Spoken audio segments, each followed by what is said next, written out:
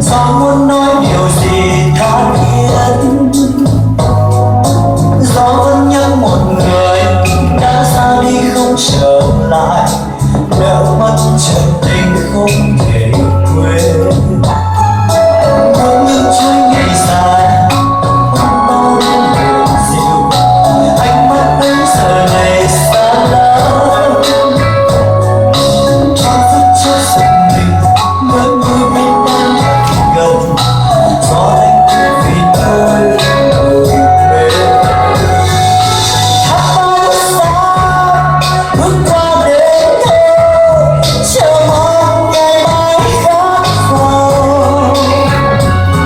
Và gió vẫn thế, gió mang tôi đi tìm em. Gió có lúc nước mắt tuôn rơi như hạt sương bé nhỏ.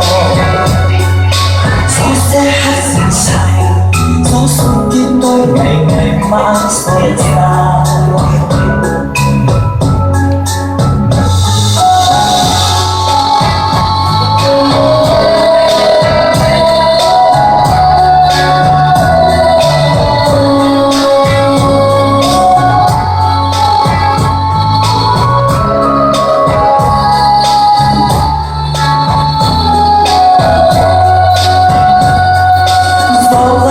Thì thầm bên thân tôi như thật gần, gió muốn nói điều gì tha thiết,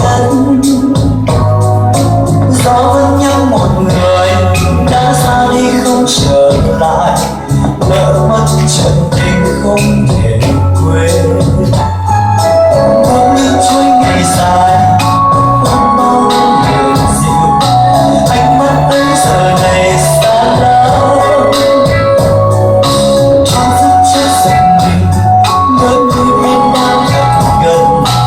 Gió đánh thức vì tôi ngồi bên tháp bay xa bước qua đêm thâu, chờ mong ngày mai khác vào. Và gió vẫn thế, gió mang tôi đi tìm em.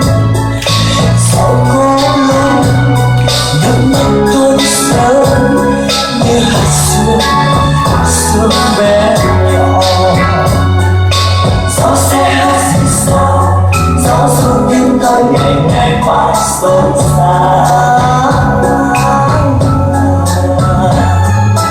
Gió sẽ hát dịu dàng, gió xuân tim tôi ngày ngày mãi rộn ràng. Gió sẽ hát dịu dàng, gió xuân tim tôi ngày ngày mãi rộn ràng.